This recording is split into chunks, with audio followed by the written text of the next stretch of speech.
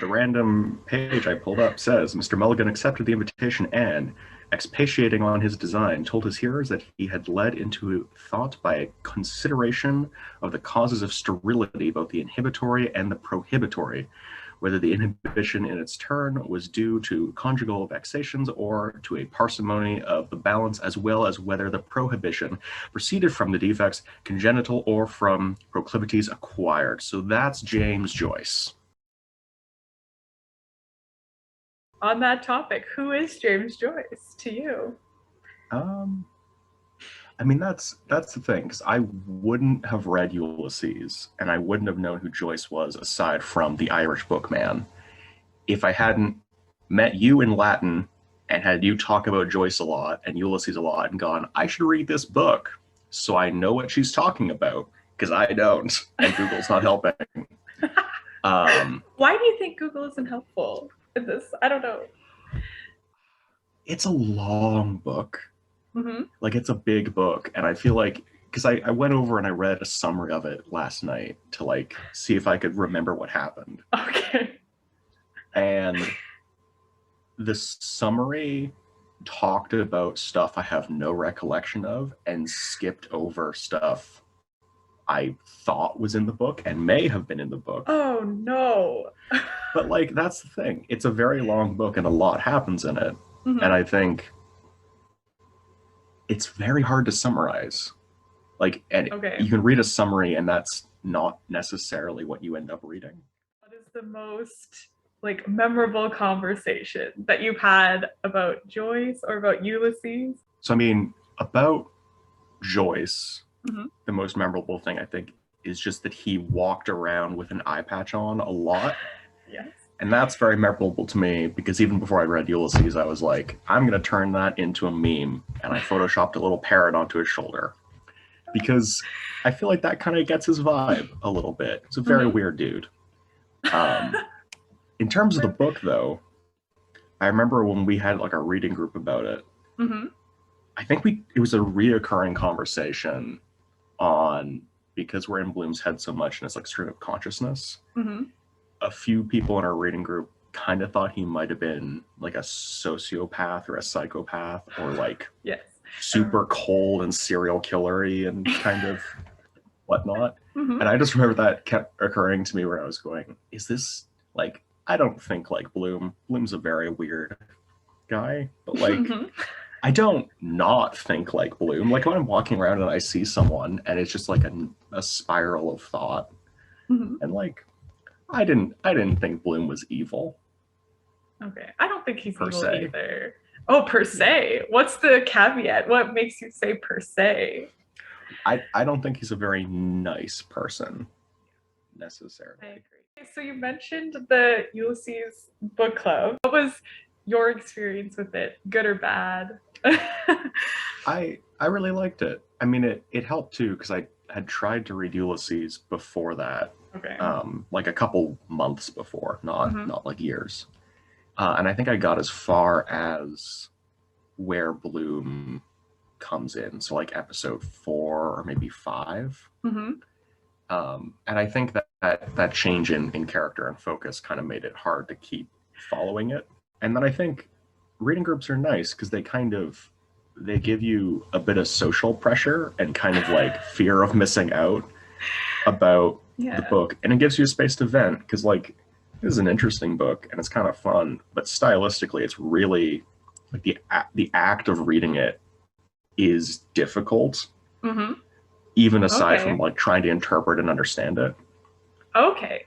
Which isn't super common with it. Felt sort of like if you're learning like a second language and you're at that like pretty like good kind of like intermediate to kind of expert level, and you're reading a book in a different language. So even though you kind of know in principle what's being said, it takes a lot of effort to just like grind through it kind of. Wow. Okay. No, I love that analogy. I hadn't thought of that before. And I feel like we've talked about that too with, I mean, more with Finnegans Wake, but I think Ulysses too is like the question of translating things that like aren't even exactly in English. So it's cool that that analogy is popping up again. Yeah. I don't know. And I think there's a lot of references that are kind of there's some references in the book to like past literature or the Bible or historical events or people, and those I think are timeless-ish. And then there's some to like contemporary things or people in Dublin or things in Dublin, and it's like, cool, if you don't live there, and then that's like Martian at that point. Yeah, no, I agree. So then what do you think, like, I don't know, why do you think people keep reading Ulysses if, you know, this large section, this like large aspect of it is sort of like, if you weren't in Dublin on June 16th, 1904, you're gonna miss out. Like, why do people keep doing it? I feel like there's kind of like the optimistic isn't the right word. There's the like kind of noble, very literary answer of like, it's a very well written book, and it's a very different book. It's very unique, I think, maybe aside from like Finnegans Wake, which is like this but a fever dream mixed with a bottle of brandy or something. Or cough syrup. That feels like you drink a bottle of cough syrup and then you write Finnegans Wake. That seems like the that's the way. That's what he did. Confirmed. Yeah, that seems about right. But I think like some people just read it because it's Ulysses, right? Like it's the book. It's the big book. But on the other hand, I think some people also read it because like you can tell people you read Ulysses. It's kind of that like War and Peace effect. The bookshelf behind me, Ulysses and War and Peace and all the big like tombstone books feature heavily in a prominent place. So I think there is that kind of, it's a bit of a kind of show-offy achievement. But I think doing it as a reading group helps that. Like if you're in it to talk about the book, it's good that way. And if you're in it for kind of like social cachet, reading it with other people, you can all sort of be a little bit pretentious and a little bit high achieving together. And I think that kind of works. Who do you think, when you talk about like showing off and like having this like almost like cultural capital of having read Ulysses, like who are you showing off to? Like what type of people? I mean, it's not everyone, right? Like War and Peace, I think that's like the book people talk about when there's a long book, right? Okay. Like I've heard a kind of very throwaway joke about like, oh, I'm going to be locked in prison. We'll get me a copy of War and Peace and some like 5-pound weights or something, and then you're set or whatever. And Ulysses isn't like that. I think in part because it's a big book. I have props. I brought props. Amazing. I have my prop too. Mine's very beaten up. Like it's a big book, but it's not. Yeah, but it's not like crazy long, right? Like that's the Lord of the Rings. That's a scary large book. It is scary large. It's very nice copy too. But I think reading Ulysses, I think it has that kind of double effect of not only does it kind of give you that like social cachet or that kind of like, I have a big brain and I did smart people things. It gives you that in a circle of people. Like there's a certain type of group, there's a group of people, and maybe it's like people in academia or people interested in literature, art, or something like that, that kind of know enough about Ulysses to know how hard it is to read. Okay. And I think that's sort of your target demographic or something when you're reading Ulysses to show off. Because it's not like, I've had jobs with people that aren't in the academy or aren't interested in like literature. And they were saying, oh, what are you reading? And I said, oh, Ulysses. And they're like, cool. Didn't care. They don't know. Right? Yeah. Okay. Yeah. And then that also makes me remember that at the same time we were in the Ulysses reading group, you and I were reading Gravity's Rainbow at the same time. Because that's such a, it's a really, like, I think if you're reading any book at the same time as Ulysses, maybe not any book, any piece of like landmark English literature or something, you're going to compare it to Ulysses because it's sort of this like kind of lighthouse book. That's a publisher, I think. That's cool. That's cool too, though. I like it. Yeah. But like Gravity's Rainbow, it's written in a sort of difficult way. Like there's a bit of stream of consciousness and some weird expressions and some very drawn out sections. But in terms of just the actual reading of it, I didn't find it as hard. Interpreting what was happening and kind of emotionally coming to terms with Yes. the content of the book. Like, Ulysses is a weird book, but like they don't fire a latex rocket at the end of the book, spoiling Gravity's Rainbow. He goes to bed and his wife thinks about when they got married and stuff and her day. Mhm. I'm kind of okay with that. I'm not sure if I'm still okay with Gravity's Rainbow. That's a bit more mixed. Time when we were reading both of those books and the reading group started was like in COVID, is when the pandemic started. That's and true. I think I mean, I don't know anything about psychology, and I'm kind of okay with that. But I think there's a certain amount of, it felt really nice to sort of be reading this difficult book as a group of people that were all isolated and not really understanding what's going on. And I feel like being able to talk about Ulysses, which is a book that is quite frustrating and confusing and easily, and you're not really sure what to think about it. I feel like that was kind of a nice way to sort of like almost do a bit of talk therapy about anxiety about the pandemic and COVID. Yeah. Because they're not totally dissimilar. I mean, this can't give you trouble breathing, I don't think. But I think the anxiety about it and kind of the emotional response to it, similar genre, if not severity, maybe. Yeah. So yeah, sometimes it's nice when you can't go walking around in your city because there's a virus everywhere. You just go walking with Bloom and hopefully it's good enough. Well, I think Ulysses is kind of an interesting counterexample to when people talk about like reading literature, especially like genre fiction. Like I really like fantasy or sci-fi or horror. Okay. And if I'm going to read a book, it's probably there opposed to like high literature where it's in the ivory tower and it's very Ulysses-y. Yeah. Ooh, that's a what a word. But there's this idea that like books are often a form of escapism. And I think Ulysses is kind of an interesting, I mean, I don't necessarily know in like academic literature how escapism is supposed to work, like the mental process of that, or how it's, I guess, enabled by a book.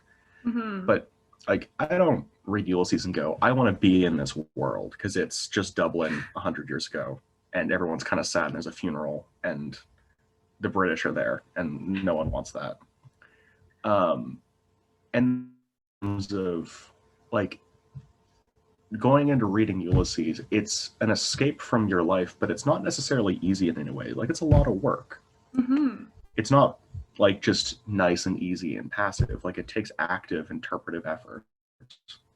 Like it's not really an escape. It's just, I think it's what you were saying. Like it's more of like an adventure or like traveling or doing something active than kind of just trying to close yourself off and kind of relax for a bit.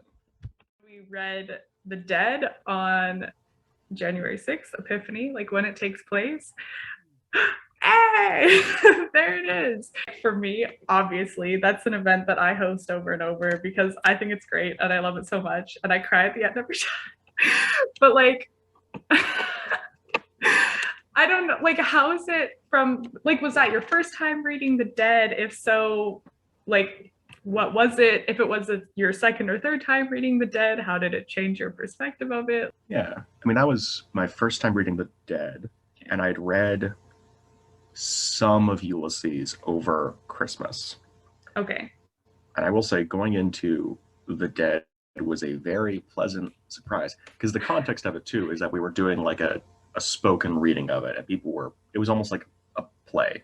We like everyone was reading for a certain character. Yeah. Like saying lines that are like Stephen Dedalus style stream of consciousness where you can't breathe for 3 minutes. Like I can hold my breath for about a minute and I turn blue. That wasn't going to be a good time per se. No.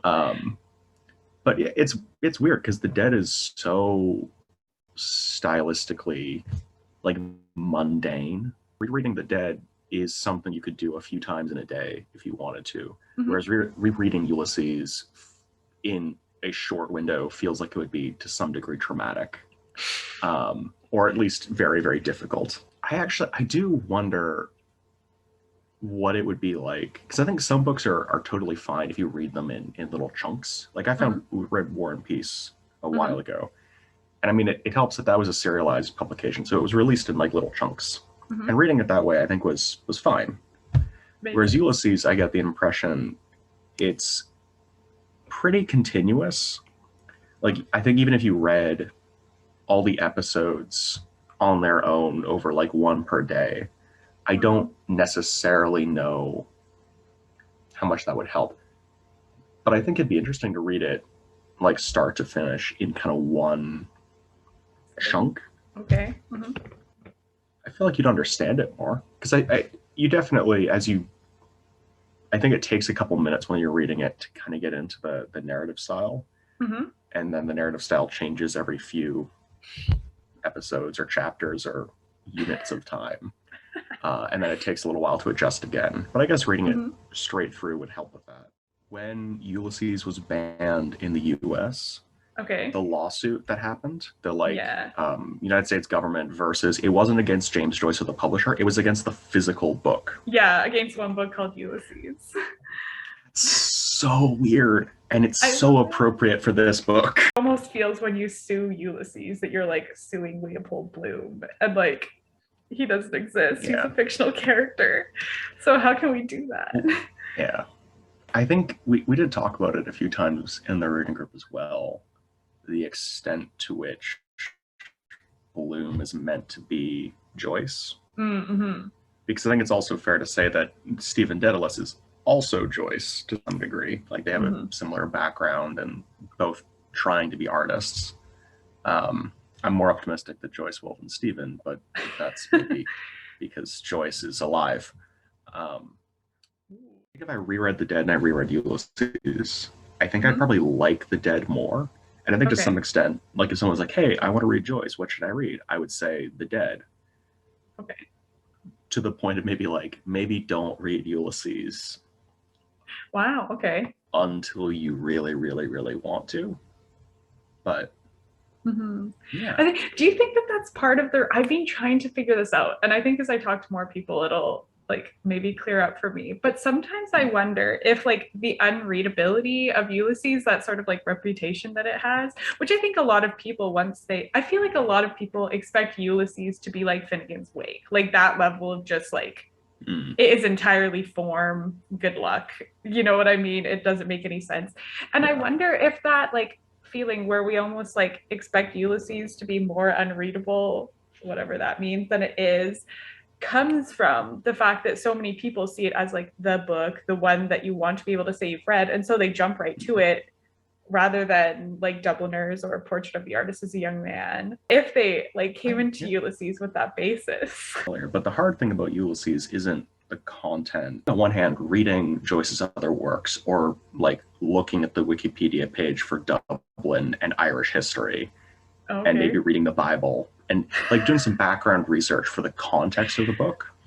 Maybe getting to know, because I think there is some crossover between the characters in Dubliners and Ulysses, or the world is the same insofar as it's in theory the one that we live in. I guess. But I don't necessarily know what you could do to prepare yourself for the form, other than maybe, I guess, reading a summary of the basic content of each chapter and using that as a way to kind of keep your interpretation of it together might help. But then it's also kind of, I know a lot of folks don't like spoilers for books. I have a terrible memory, so I'll find out what happens at the end, forget, and then read the book. Which works out well. But I don't know. I will say, like, it wasn't, people talk about it like it's a feat of superhuman intelligence, very big brain reading ability. And like it's really not. It's words on a page. If you can sound them out and look them up and figure out what they mean, or say them out loud and figure out what the weird spelling is actually referring to. Mm-hmm.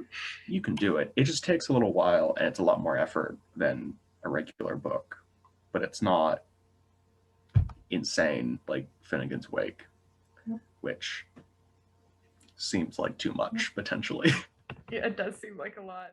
I feel like that's a like War and Peace has the reputation, or Gravity's Rainbow, or Infinite Jest. That was the other one we did, which I again was that like the form is pretty okay. It's the content and just the length and the level of detail. It's very encyclopedic when people throw around that term. And I think they get this weird reputation that you have to be really, really smart to read Joyce, or you have to be really, really smart to read Ulysses. And whether or not smartness is a thing, notwithstanding, okay, I think it just takes time. Like you just have to want to read it and keep trying to read it, and eventually you're going to finish the book and go, "Oh, I read that." Like it's. I like that. Yeah, I think it. Just outlasting Joyce. Yeah, I think it's just some stubbornness, to be honest, and maybe having the time and the energy. I mean, I say that I feel like Finnegans Wake would break me in the first 20 pages, but no, I mean, now that you've said that, sorry, you've proven to yourself and to the world that you can read Finnegans Wake. Yeah. So now you have to. Oh, okay. Has there been any moment or event that changed your understanding of Joyce? I thought it was really interesting when you were telling me, and it was something you can look up and find out as well, that he didn't speak Irish or know the language, which I think is really interesting because I feel like it's maybe a background assumption people have about Ulysses, given the time period it's set and where it's set and who wrote it, that it's going to talk a lot about like Irish nationalism and politics and the contemporary state of affairs. And it comes up. I think there's that episode where there's the like radical anti-Semite Fenian who's yelling at Bloom's character. Yeah. Because he's one-eyed. I mean, so was Joyce for much of his life. So. Very good, very good. But like, I don't necessarily think Irish nationalism or even like anti-British imperialism is the main theme of the book, or even a super major one. I think you can read it and get stuff out of there. I think there's like Haynes's character, which is sort of that kind of unpleasant, gawking British kind of like Irophile, Gallophile. I don't know what the word would be. He's not very much. So, but I think like learning that Joyce wasn't super involved in Irish nationalism per se, or he wasn't super big on like kind of resurrecting Irish culture or keeping it alive or advancing it, however that would go, was interesting because I think I kind of assumed he was going in. Okay. Maybe that's just kind of an odd, kind of like unsubstantiated assumption that anyone producing literature in a country in the position that Ireland was would obviously have been other stuff about that.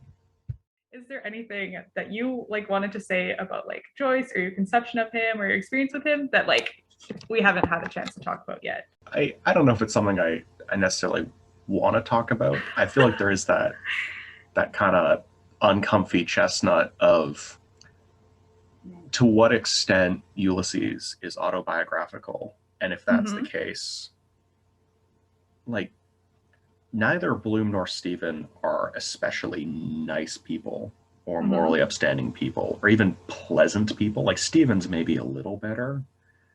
Okay. And Bloom's not, like we were saying, he's not evil, but he's like very lecherous and very kind of creepy and a little bit whatever. But he's also like reasonably caring towards Stephen, and he's not outwardly mean to people and whatever. He's kind of a whatever. But you know, if it's the case that Joyce was kind of putting himself in the book, and then to some extent maybe putting his partner in the book and his daughter maybe to some extent, because that family is 1-to-1 almost. What does that say about Joyce? And I think it's it's a kind of weird conversation because Joyce was a little bit of a weird dude himself. Mm-hmm. Um, I don't know. I feel like there's a lot to unpack there, but I don't have It's any a kind of background in psychology, so who knows? yeah, I don't know. And I feel like I don't know, this is a really interesting question for me too, because I think I'm very much used to subscribe, not necessarily like the death of the author, that's a bit far from me, but I was definitely more interested in reader response. And it was sort of like, it's good to have the author's personality or like author's identity as context, but I don't necessarily care about like their intentions or whatever. But I think that I don't know, is definitely thrown into tension with like Ulysses, especially. But I think even The Dead is something where a lot of my like, I don't know, like sometimes the way that I read The Dead is I almost have to decide, like, okay, am I going into this with like my normal perspective or am I going into this with my like, has read Joyce's letters and biography perspective? Because I like have to, like, they're like, it almost feels like a choose your own adventure. Like I can actively choose like which reading of it or what my attitude of it is going to be towards based on like how much I let myself see Joyce in it. That like intimate relationship I feel between reader and author becomes a lot more difficult when there's that sort of like, I don't want to say mistrust, but I don't think I would ever want to meet Joyce. You know what I mean? I don't think I would like him at Yeah, all. yeah. One, it's weird too because I don't know if this would have been the case when Joyce was alive. I feel like if you made good predictions about the future, I think you could arrive at the same point of as an author or someone who produces artwork or literature, Mm-hmm. saying my potential future readers, because of the records kept now and photography and medical records and education records, employment records, everything just written down and recorded and preserved Mm-hmm. pretty accurately. And the kind of even like research that was being done then, even about like who Shakespeare was. Mm-hmm. If you were an author then, you could maybe then assume that your life as an artist would have been scrutinized just as heavily in the future, especially if you like had a big Wow. break. And it's weird then to think about like how does that influence the art you create? Like do you talk about it in the art? And Mm-hmm. then how does that influence like how you live your life, right? Like I don't know Yeah. if Joyce ever had that feeling of like am I going to be judged by future generations? And I mean, Mm-hmm. he did some kind of odd stuff, so I don't think he necessarily was that worried about it one way or the other, but Mm-hmm. yeah. And I think it's, yeah, I don't know. I hadn't thought of it like that before, but it just brings to mind, like, especially the like Scylla and Charybdis episode where they're like talking about Shakespeare biography, and that's which is my favorite. Um, but yeah, I don't know. They're talking about this work that's like being done at universities in Dublin, right? Where people are trying to write biographies of Shakespeare. And I find it interesting that the end of that episode is when Mulligan or Buck Mulligan talks to Stephen about like, oh, like when he was so drunk that he like passed out in like the back of the theater and all the ballerinas had to step over him and stuff, which is like, that's Joyce, like that's a thing, you know what I mean? That's a detail of Yeah. his life. And I've had the discussion with like Yeah. profs before about like, especially like now that you're saying it, I feel like there just certainly must have been that in the air of like what is your legacy as the author behind the work. And I think not only with like looking back Yeah. at other ones, but it seems like Joyce's contemporaries like Yeats, you know what I mean, he was writing himself into his poetry, but I feel like very much in this sense of like, oh, like I am Ireland's national poet and I'm aware that people are going to be studying these, and so I'm putting myself in. So then like I feel like that just complicates further the fact that Joyce was putting himself into his work in these like kind of like nasty, like weird Yeah. scenes, like that you wouldn't Well, want to share with the world. and it's that it's almost like he's like not even very subtly winking at like future biographers and saying, I'm going to insert myself into my work in a way that makes you think about me in a certain way. Oh, I'm going yes. to deter, like, it's like he picked his own legacy, but he picked weird legacy, like a kind of like I was saying, like a little bit kind of uncomfy characters and that aren't especially noble. I mean, maybe that makes him really honest. Like he was saying, I'm not going to insert myself into these novels in a way that makes me seem different or better than who I was. But I struggle to believe that he didn't, at least to some degree, know what he was doing and think about it. But then that's it. Then you kind of get into that weird meta level of, then does it change your opinion of him that he was trying to form your opinion of him in this way, and then it keeps cycling, which is a very Ulysses-y type thing, right? It is. It's like a weird mind virus he just put in the book in his own life and sent to the future to mess with people. Which that's terrible. And now here we are. Yeah. Ill. We may not have gotten COVID, but we did read Ulysses. And it's the just Ulysses mind virus. Are there any questions that you want to ask me? Talking about Finnegans Wake earlier, and I may have heard it from you, or I may have heard it somewhere else, about Finnegans Wake is sometimes seen as maybe not like a literal plot continuation of Ulysses, but where Ulysses is basically the waking hours of this one day that get less and less lucid and more weird as time goes on, because the characters are getting tireder and drunker and more ennui. Ennui? No. Just as bad as Ulysses-y. Do you think Finnegans Wake could accurately be described as the nocturnal portion of that, like the dream sequence, and that might be why it's so elusive and so odd in form? I like to think so. I definitely think, and I think that it's like an established fact as far as like the Academy is concerned, that like Finnegans Wake is the book of the night sort of thing. I think where I have trouble understanding if it's necessarily like the night of June 16th, 1904, or even if it's like a night in the same realm as Ulysses, I think is, again, I have very, very much trouble understanding Finnegans Wake, but like it seems very like broad to me, you know what I mean? Like it's looking like the Liffey is like one of the main characters from what I can tell, and so I think that Ulysses kind of like starting with Stephen and then expanding out to all these characters, especially for Circe, and then like at the end like zoning back in on like Bloom and Molly, and then eventually just Molly. I think I wouldn't want to see Finnegans Wake as a continuation of that, because you know what I mean? Like Ulysses just comes to such a close that I would then expect Finnegans Wake to like start at like a close and then like open up. But Finnegans Wake isn't an opening up, it's just like a circle. So I don't know if there's like, I definitely think that they're like a day and night situation, but I don't think that it's like Ulysses into Finnegans Wake, because Finnegans Wake doesn't go into anything else because it doesn't have a beginning or end. But that was a difficult question. That made me think.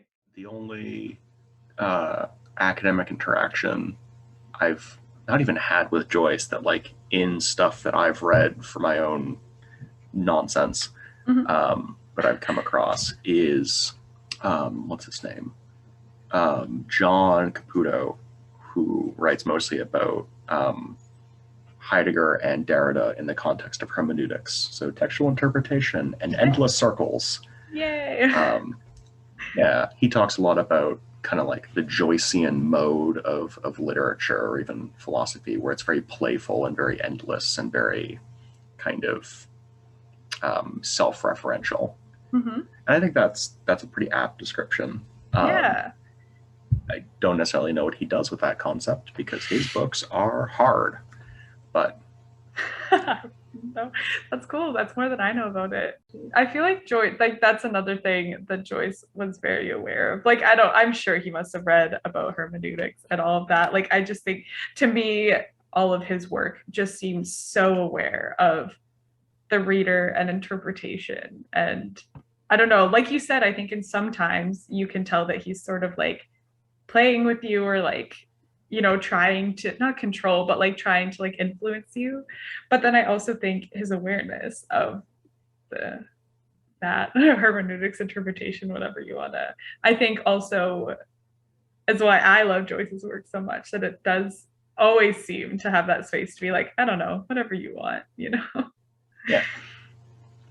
It feels like someone took the concept of what literature could be, or I don't think it has to be normative. I don't think it has to be what it should be. Mm-hmm. But it feels like, I think Finnegans Wake is sort of the next step in that direction. But it feels like someone said, I'm going to write something that's at a pole of what literature can be. Like it's very extreme, Mm-hmm. I guess. I think mostly in form. Um, it'd be an absolutely hellish combination to like combine Gravity's Rainbow, Gravity's Rainbow content with Oh, Ulysses's or Finnegans Wake form. That would oh be my gosh. Don't deeply even unpleasant. I'm speak that sure aloud. someone's done that, but I Horrifying. mean, at that point, it's just that's just a fever dream. Then, if there's nothing lucid Yeah. beneath the surface and it's not lucid on the surface, Mm-hmm. then I don't really know how you get in there. But Yeah. You have to choose. It has to be content or form. It can't be neither. yeah, yeah. What will be the thing that you remember most from this conversation? I mean, I'm very intrigued by Finnegans Wake being a closed loop or a very Okay. circular text. Mm-hmm. Um, in kind of that worrying sense where you just feel the desire to read something percolating in your head and you're like, no, that's going to kill you. That's poison percolating. That is an evil mocha pot making evil coffee. Oh But on the no. other hand, I have been beguiled and tricked into reading books that were, I guess, unpleasant in form before, a la Ulysses, by you Mm-hmm. just making it sound so cool and exciting, and then me going and getting a copy and trying to read it over Christmas and going, what?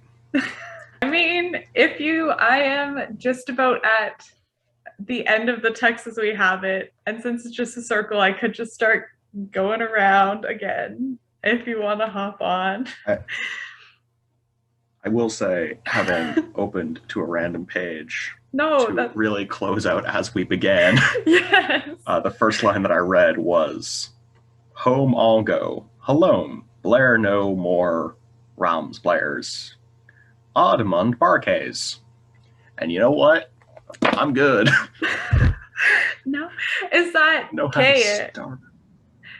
To go back, because after you read the bit of Ulysses, you said, and that is James Joyce. So does that little snippet from Finnegans Wake, is that like more Joyce than Ulysses and just too much Joyce to handle? Or is it not as Joyce as you conceive of him? I mean, I guess I'm going to do what I think people in the academy and in intellectual things should do more often and say I was probably wrong to say that that was Joyce. Boo, I will no. admit my own attempting to be brief and funny. But I think the problem is picking any line of Ulysses or picking a very like confusing or very weirdly spelled or strange line out of the text and saying, "Oh, that's Ulysses," or "That's James Joyce," and it's very odd and it's very weird in form and it's very stream of consciousness. You have to make that somehow fit with the Dead and the rest of the work he's done, which Mhm. isn't like that. And I think like they're not similar enough that I think you can then say what Joyce's writing style was like or like who he was as a writer. I think you basically just have to say, yeah, he was a complicated, kind of weird dude who wrote some very different books. So I think James Joyce was a person and he wrote books. And some of them are mean. And I'll stick by that statement instead.